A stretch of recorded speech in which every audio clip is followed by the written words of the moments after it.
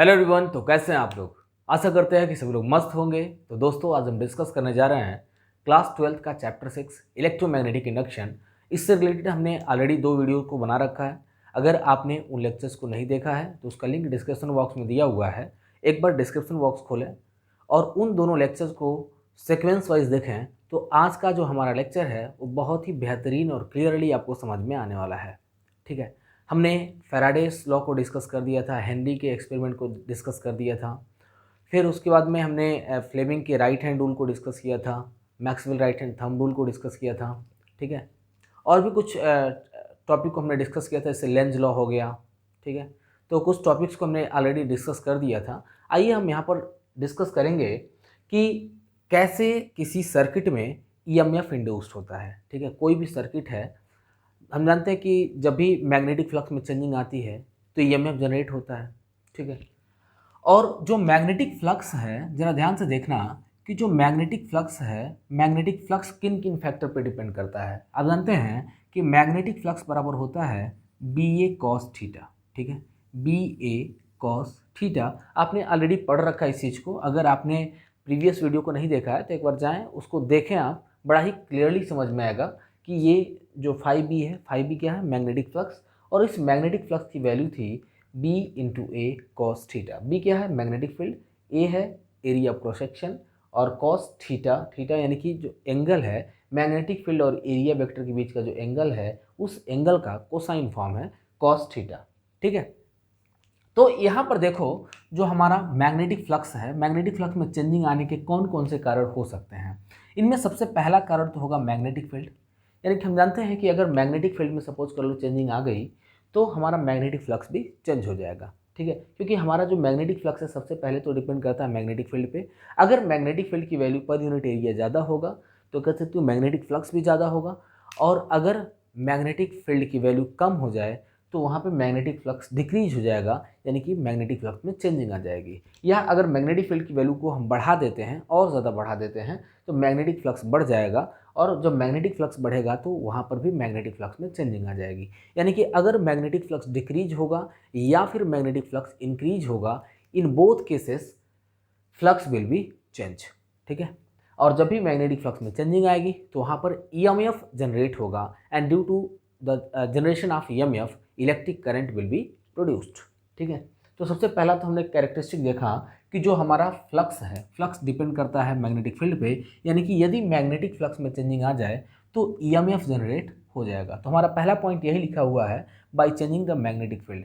अगर magnetic field में changing आएगी तो वहाँ पर ईएमएफ जनरेट हो जाएगा। दूसरा कैरेक्टर देखिए यहाँ पे लिखा हूँ, by changing the area of cross section of the coil. ठीक है, सिंपली समझ लो कि जो कॉइल है उस कॉइल के एरिया को अगर हम चेंज करते हैं, मतलब एरिया को अगर हम बढ़ा देते हैं तो मैग्नेटिक फ्लक्स बढ़ जाएगा।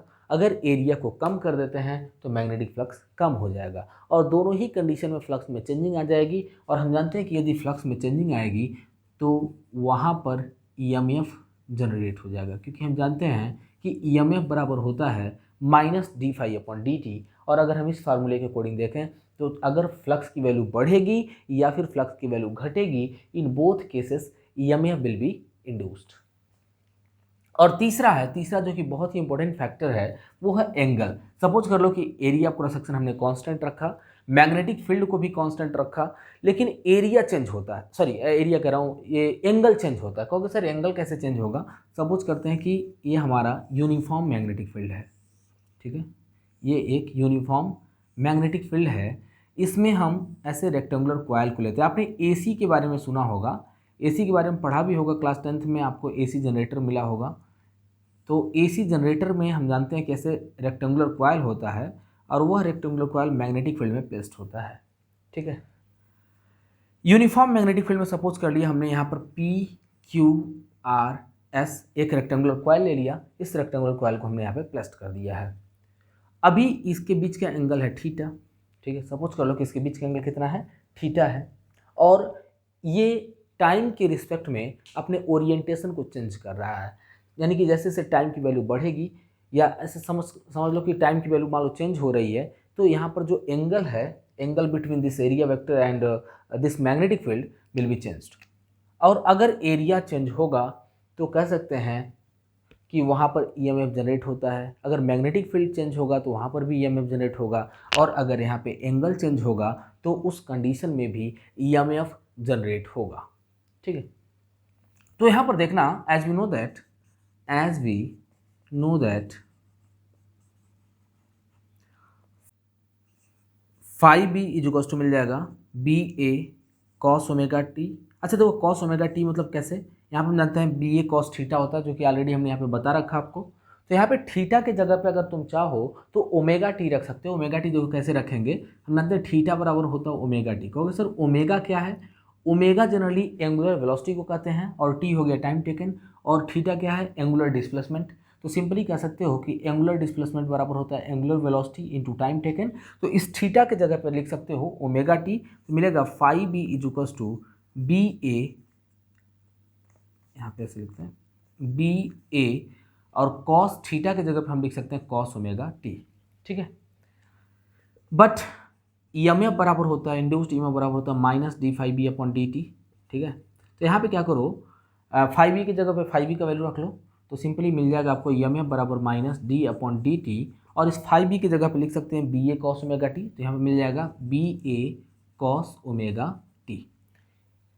वन मोर थिंग बता दूँ आपको कि अगर हम डिफ्रेंशिएट करेंगे कॉस ओमेगा टी को, तो कॉस ओमेगा टी को डिफ्रेंशिएट करने में मिलेगा minus omega sine omega T.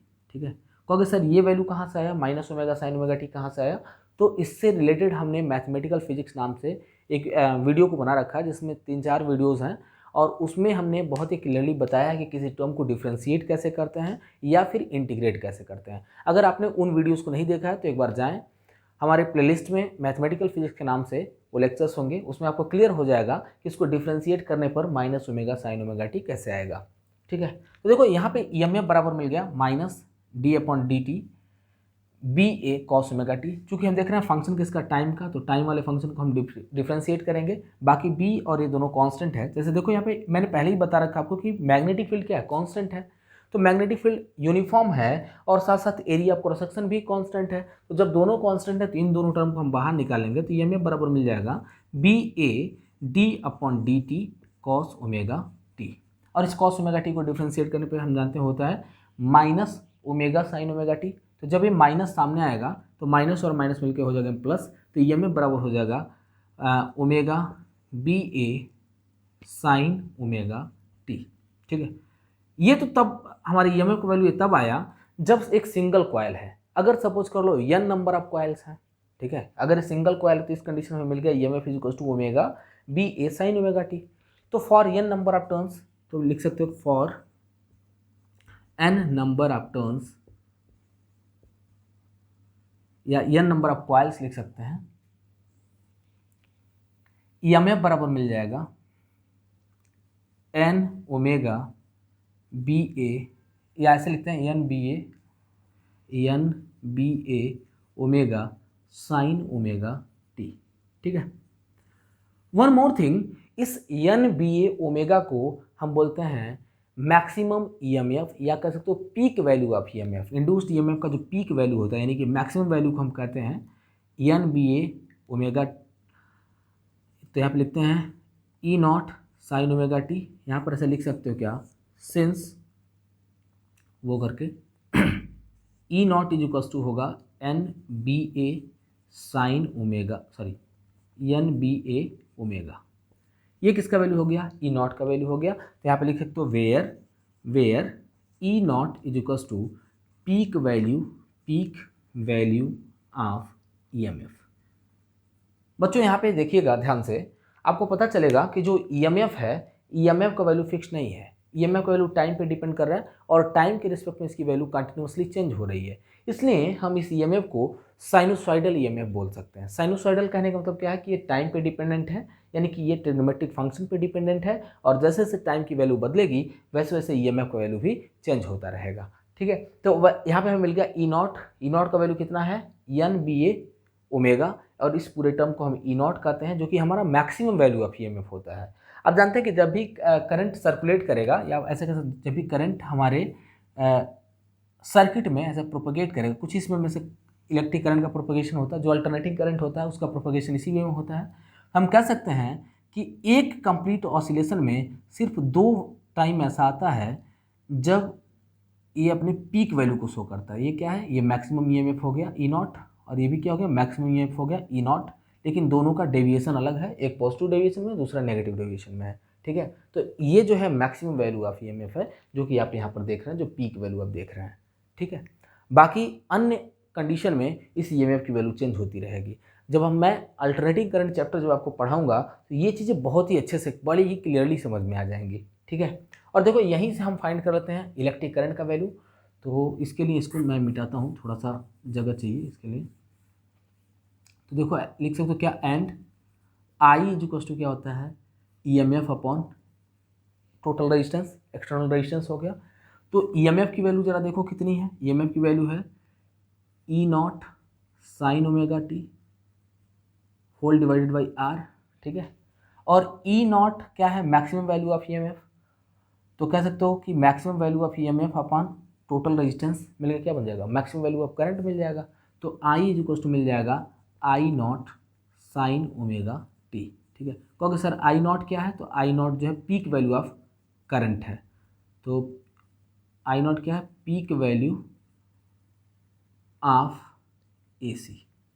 ठीक है, अल्टरनेटिंग करंट का ये पीक वैल्यू होता है। तो लगभग आपको समझ में आ गया होगा कि ये 3 फैक्टर पे कैसे हमारा इंड्यूस्ड ईएमएफ डिपेंड करता है, जो कि तीसरे फैक्टर को हमने यहाँ पे मैथमेटिकली प्रूव भी कर लिया है। तो जल्दी से इस वीडियो को पॉज करके इसे नोट कर लें। ठीक है, फिर हम आगे बढ़ते हैं, हम अपने अगले टॉपिक की ओर। हमारा 2 और टॉपिक बच रहा है इस चैप्टर से, पहला है सेल्फ इंडक्शन और दूसरा है म्यूचुअल इंडक्शन। इसको भी हम आज के ही इस लेक्चर में कंप्लीट कराएंगे।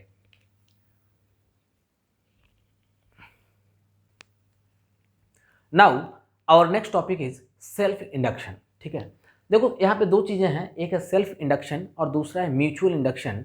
तो देखते हैं, सबसे पहले हम समझते हैं सेल्फ इंडक्शन क्या होता है। ठीक है, सेल्फ इंडक्शन से देखिए क्या समझते हैं। मैंने पहले तो यहाँ पे एक डेफिनेशन लिख रखा है, पहले इस डेफिनेशन को समझाता हूँ, उसके बाद में फिर मैं आपको क्लियर कर दूंगा कि ये सेल्फ इंडक्शन और म्यूचुअल इंडक्शन दोनों में क्या अंतर होता है।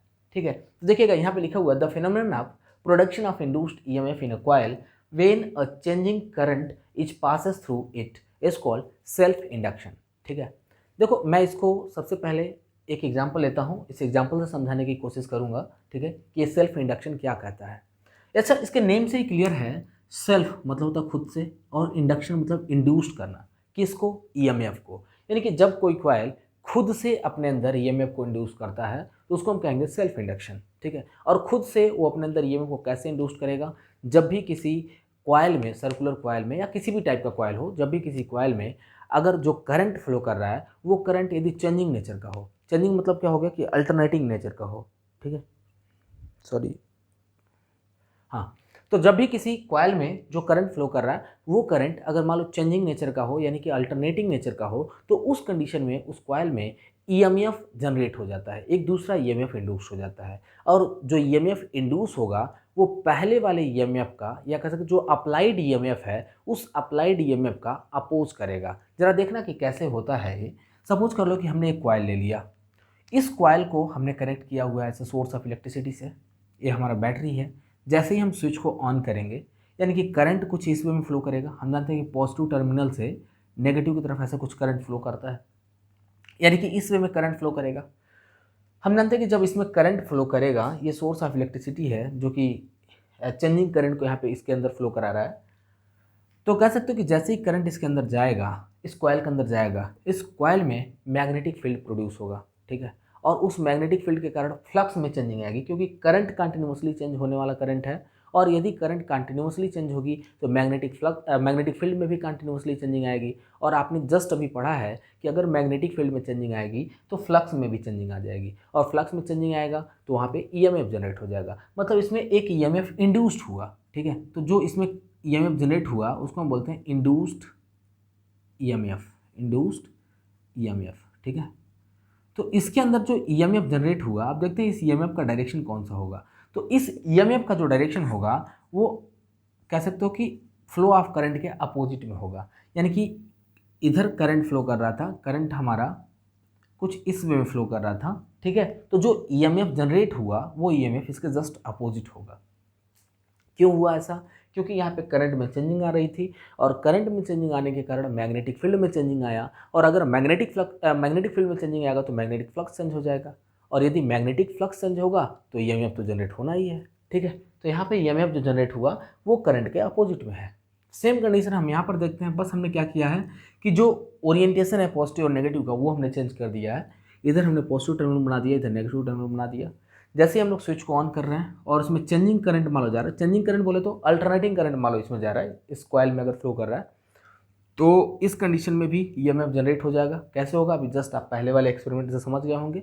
तो इसमें जो ईएमएफ इंड्यूस हुआ इसको हम बोलते हैं इंड्यूस्ड ईएमएफ। तो यहाँ पर जो ईएमएफ जनरेट हुआ वो ईएमएफ भी अल्टरनेटिंग करंट जो इसमें फ्लो कर रहा है उस करंट के अपोजिट में होगा, यानी कि कुछ इस वे में ईएमएफ जनरेट होगा। तो दोनों में आप देख रहे हैं दो डिफरेंट कंडीशन पे और डिफरेंट डायरेक्शन में ईएमएफ प्रोड्यूस हो रहा है। ठीक है, और इसके लिए कंडीशन क्या है कि जो ईएमएफ प्रोड्यूस होगा वो अप्लाइड ईएमएफ के जस्ट अपोजिट नेचर का होगा या अपोजिट डायरेक्शन में होगा। ठीक है, तो आइए अब यहाँ पे डिस्कस करते हैं coefficient of self induction. Coefficient of self induction. ठीक है, जो कोफिशिएंट ऑफ सेल्फ इंडक्शन का मतलब क्या होता है, ये चीज ध्यान से देखिएगा। एज वी नो दैट जो फ्लक्स होगा, flux will be directly proportional to the flow of current. अगर करंट ज़्यादा होगा तो फ्लक्स भी ज़्यादा होगा, करंट कम होगा तो फ्लक्स भी कम होगा, क्योंकि हम जानते हैं कि जो मैग्नेटिक फील्ड है डिपेंड करेगा करंट पे। अगर करंट की वैल्यू ज़्यादा तो मैग्नेटिक फील्ड ज़्यादा, और यदि मैग्नेटिक फील्ड ज़्यादा तो फ्लक्स की वैल्यू ज़्यादा हो जाएगी। तो सिंपली कह सकते हैं क्या कि जो फ्लक्स है वो डायरेक्टली प्रोपोर्शनल होगा किसके, करंट के। यहाँ पे देखो तो फाइव बी इजुकल्स टू, हम जब प्रोपोर्शनलिटी रिमूव होगा तो यहाँ पे कांस्टेंट टर्म आ जाएगा जिसको हम बोलते हैं coefficient of mutual induction. Sorry, यहाँ पे म्यूचुअल नहीं, अभी हम सेल्फ इंडक्शन की बात कर रहे हैं, तो इसको बोलेंगे कोफिशिएंट ऑफ सेल्फ इंडक्शन कह सकते हो। तो यहाँ पे मिल गया तुम्हें five B equals to L into I, where L क्या है, coefficient of self induction. Okay, हो गया सेल्फ इंडक्शन का कोफिशिएंट हो गया। अगर मान लो n नंबर ऑफ कॉइल है तो n नंबर ऑफ कॉइल के केस में यहाँ पे n इंटू एल इंटू आई हो जाएगा। ठीक है, एंड जो इंड्यूस्ड ईएमएफ है यहीं से इंड्यूस्ड ईएमएफ की वैल्यू निकाल लेते हैं। तो इंड्यूस्ड ईएमएफ बराबर क्या होता है, minus D five B upon D T. यहाँ पे डी फाइव बी की जगह पे लिख सकते हो एल इंटू आई, तो मिल जाएगा तुम्हें L D I upon D t, और यहाँ पे माइनस है तो नेगेटिव साइन को यहाँ पे दर्शा लेते हैं, क्योंकि जो ईएमएफ है, जो ईएमएफ जनरेट हो रहा है वो induced EMF change in current के, या सॉरी जो हमारा फ्लक्स है चेंज इन फ्लक्स के अपोजिट में होगा, या ऐसे कह सकते हैं कि जो ईएमएफ जनरेट हो रहा है वो ईएमएफ फ्लो ऑफ करंट के अपोजिट में होगा।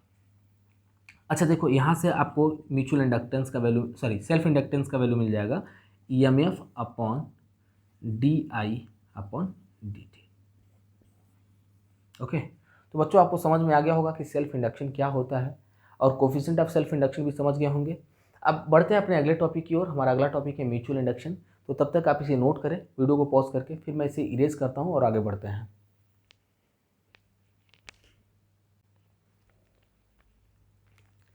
सो our next topic is mutual induction. ठीक है, म्यूचुअल इंडक्शन। देखो इसका डेफिनेशन हमने ऑलरेडी यहाँ पे लिख रखा है ताकि आप नोट्स भी बना सकें इसे देख करके।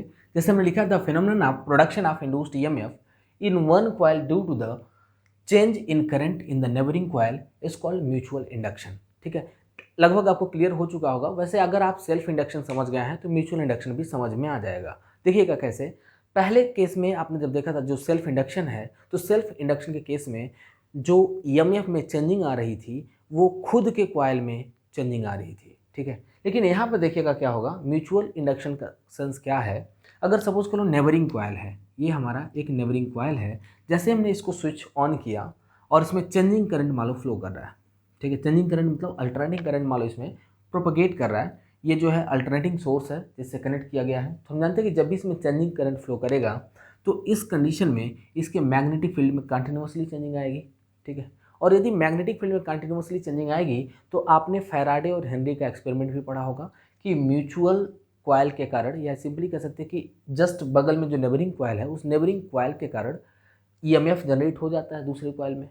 यानी कि जब यहाँ पे कंटिन्यूसली मैग्नेटिक फील्ड में चेंजिंग आएगी तो इस चेंजिंग के कारण इसमें भी चेंजिंग आना शुरू हो जाएगा। यानी कि यहाँ पे जो फ्लक्स बनेगा उस फ्लक्स में चेंजिंग आना शुरू हो जाएगा, क्योंकि यहाँ पे मैग्नेटिक फील्ड है। ऐसे मैग्नेटिक फील्ड मान लो यहाँ से एंटर करेगा इसमें, और ये मैग्नेटिक फील्ड कंटिन्यूसली चेंज हो रहा है, यानी कि यहाँ पे फ्लक्स भी कंटिन्यूसली चेंज होगा। और जब फ्लक्स चेंज होगा तो इस गैल्वेनोमीटर में डिफ्लेक्शन होना शुरू कर जाएगा, ठीक है। और डिफ्लेक्शन होना क्या दर्शा रहा है कि यहाँ पर ईएमएफ जनरेट हो रहा है, ठीक है। यहाँ पर ईएमएफ जनरेट हो रहा है या इंड्यूस्ड हो रहा है। अच्छा, यहाँ पर जो ईएमएफ इंड्यूस्ड हुआ है वो ईएमएफ जरा देखो किसके कारण इंड्यूस्ड हुआ, वो दूसरे वाले कॉइल के कारण या कह सकते हो नेबरिंग कॉइल के कारण ईएमएफ इंड्यूस्ड हुआ। इसलिए यहाँ पर जो प्रोसेस हो रहा है इस प्रोसेस को हम बोलते हैं म्यूचुअल इंडक्शन, ठीक है। तो आइए म्यूचुअल इंडक्शन हमें पता चल गया, म्यूचुअल इंडक्टेंस को फाइंड करते हैं। तो एज वी नो दैट यहाँ पर आप सिंपली कह सकते हैं कि यहाँ पर जो फ्लक्स होगा ये फ्लक्स भी डायरेक्टली प्रोपोर्शनल होगा करंट के। कहोगे सर करंट के डायरेक्टली प्रोपोर्शनल कैसे होगा?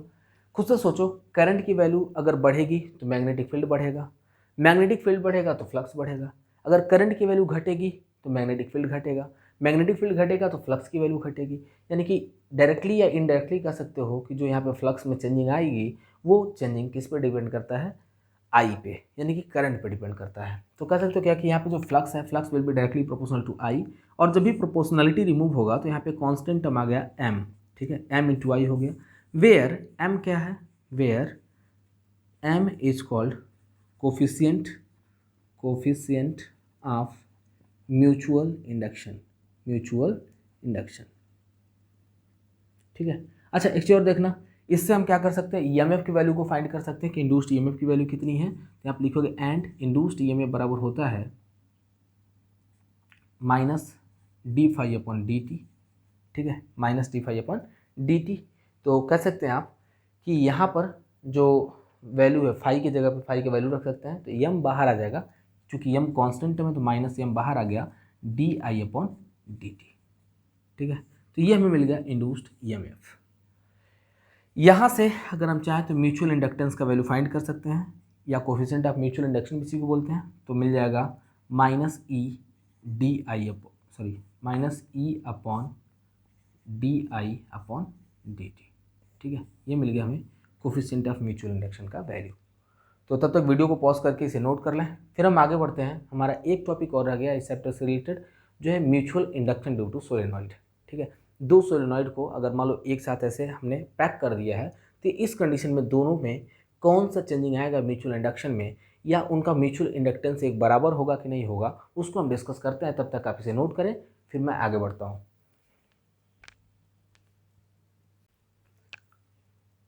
सो guys, our last topic is mutual inductance of two long solenoid, ठीक है। यहाँ पे दो लॉन्ग सोलेनॉइड दिए हुए हैं। हम जानते हैं कि दोनों लॉन्ग सोलेनॉइड को कुछ ऐसे पैक किया गया है, ठीक है। एक सोलेनॉइड के जो कॉइल्स हैं उन कॉइल को दूसरे वाले सोलेनॉइड के कॉइल के बीच में ऐसे कुछ फिक्स किया गया है। तो समझ लो कि जो पहले वाला जो सोलेनॉइड होगा, पहले वाले सोलेनॉइड के मैग्नेटिक फील्ड के कारण दूसरे वाले में म्यूचुअल इंडक्टेंस जनरेट होगा, और जो दूसरे वाले के अंदर जो मैग्नेटिक फील्ड होगा उसके कारण पहले वाले कॉइल में म्यूचुअल इंडक्टेंस जनरेट होगा। यानी कि सपोज कर लो कि पहले वाले कॉइल के कारण ये जो हमारा पहला जो कॉइल है इसको हमने S1 मान लिया पहले सोलेनॉइड को, और दूसरे सोलेनॉइड को S2 मान लिया। तो पहले सोलेनॉइड में कुछ मैग्नेटिक फील्ड है, B1 मैग्नेटिक फील्ड है, इसके कारण दूसरे में मैग्नेटिक फ्लक्स जनरेट होगा, और दूसरे में जो मैग्नेटिक फील्ड है जिसको हमने B2 कहा, तो इस B2 के कारण पहले वाले में मैग्नेटिक फ्लक्स जनरेट होगा, ठीक है। ये चीज़ तो समझ गए होंगे आप लोग। तो कह सकते हो कि जो म्यूचुअल इंडक्टेंस है, म्यूचुअल इंडक्टेंस भी पहले वाले का म्यूचुअल इंडक्टेंस B2 पे डिपेंड करेगा, और जो दूसरे वाले का म्यूचुअल इंडक्टेंस है वो B1 पे डिपेंड करेगा, ठीक है। यानी कि पहले वाले का जो म्यूचुअल इंडक्टेंस है इसको हम मान लेते हैं M12 मान लिया म्यूचुअल इंडक्टेंस, और जो दूसरे वाले का म्यूचुअल इंडक्टेंस है इसको हमने M21 मान लिया, ठीक है। तो आइए देखते हैं, as we know that B1 is equal to, अगर तुम्हें मैं पूछूं कि बता दूं B1 का वैल्यू कितना होगा, तो म्यू नॉट N1 I1 बताओगे इसको, क्योंकि आप सोलेनॉइड में पढ़ा है आपने, चौथे चैप्टर में आपने पढ़ा होगा कि B1 इज इक्वल टू होता है या B इज इक्वल टू होता है म्यू नॉट Ni। याद करो इस चीज़ को। N क्या है यहाँ पे? N is the number of turn per unit length. अगर हम N1 यहाँ पे लिखते हैं तो ये जो स्मॉल N1 है ये हो जाएगा कैपिटल N1 अपन L, यानी कि number of turn per unit length. अगर मैं यहाँ पे n2 लिखता तो n2 का वैल्यू हो जाता है n2/L, यानी कि स्मॉल n क्या है, number of turn per unit length. तो यहाँ पे b1 का वैल्यू हमें मिल गया कि μ0 n1 I1 हो गया, ठीक है। एंड देखिएगा φ2 का वैल्यू क्या मिल जाएगा आपको, φ2 इक्वल्स टू मिल जाएगा n2 b1 इंटू ए, ठीक है। कहोगे सर n2 कैसे हुआ, n2 क्योंकि number of turn in second coil तो n2 है। b1 हम जानते हैं कि पहले वाले के मैग्नेटिक फील्ड के कारण दूसरे वाले के फ्लक्स जनरेट होंगे और दूसरे वाले के कारण पहले वाले में फ्लक्स जनरेट होगा, इसलिए यहाँ पे लिखा n2 b1 इंटू ए।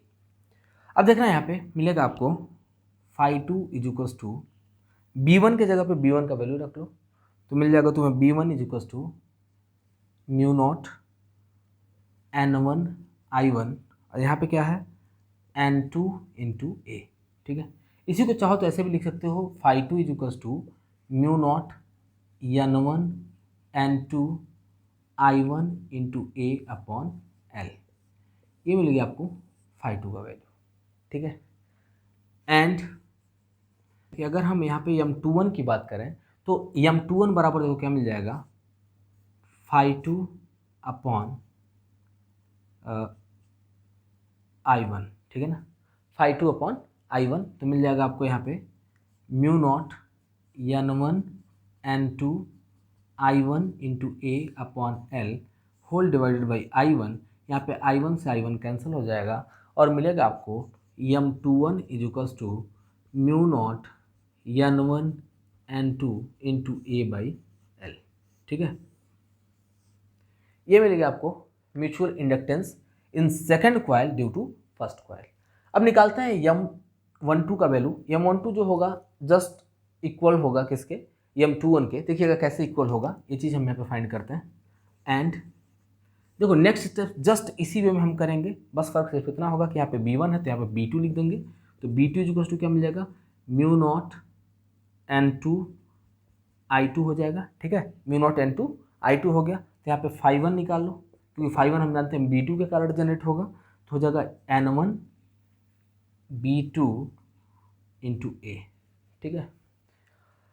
अब देखो क्या करते हैं, यहाँ पे b2 की जगह पे b2 का वैल्यू पुट करते हैं तो मिलेगा हमें φ1 बराबर n1 b2 की जगह b2 का वैल्यू रख लो, b2 का वैल्यू कितना है μ0 n2 इंटू I2, तो मिल जाएगा यहाँ पे μ0 n2 इंटू I2, ठीक है। यहाँ पे a है तो a लिख लिया, या इसी को हम ऐसे लिख सकते हैं φ1 बराबर μ0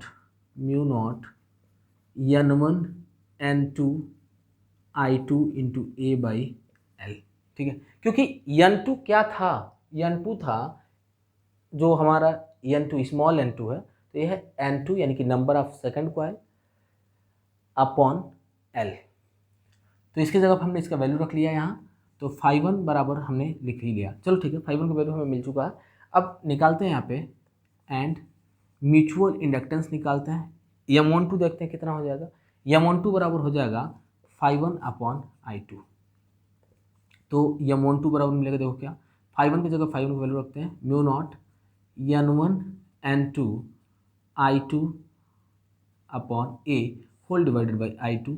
यहाँ पे I2 से I2 हो जाएगा कैंसिल और मिलेगा आपको m12 equals to μ0 n1 n2 into A/L।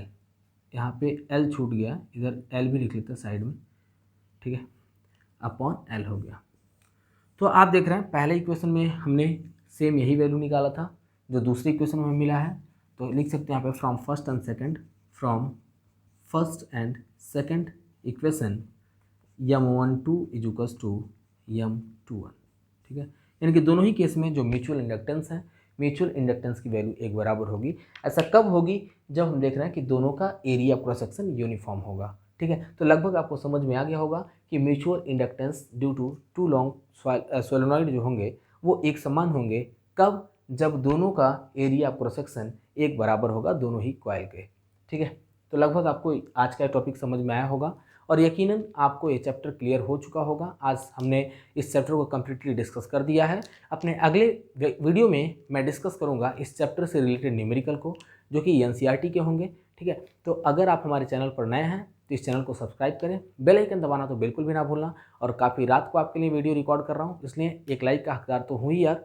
तो इस वीडियो को लाइक कर दो और मिलते हैं आपसे अगले वीडियो में। और तब तक आप अपने दोस्तों से भी हमारे वीडियो के लिंक को शेयर कर दीजिए और उन्हें भी हमारे जो भी लेक्चर्स हैं इन लेक्चर से लाभ मिल सके, क्योंकि मैं अपने इस चैनल पर 9 से लेकर के 12 तक के एकेडमिक वीडियोज़ को अपलोड करता हूं और BSc first year, second year, third year इनके भी वीडियोज़ को एकदम चैप्टर वाइज मैं अपलोड करते जा रहा हूं। तो इस चैनल को सब्सक्राइब करें और बेल आइकन दबाना बिल्कुल भी ना भूलें। तो मिलते हैं आपसे अगली वीडियो में। जय हिंद दोस्तों।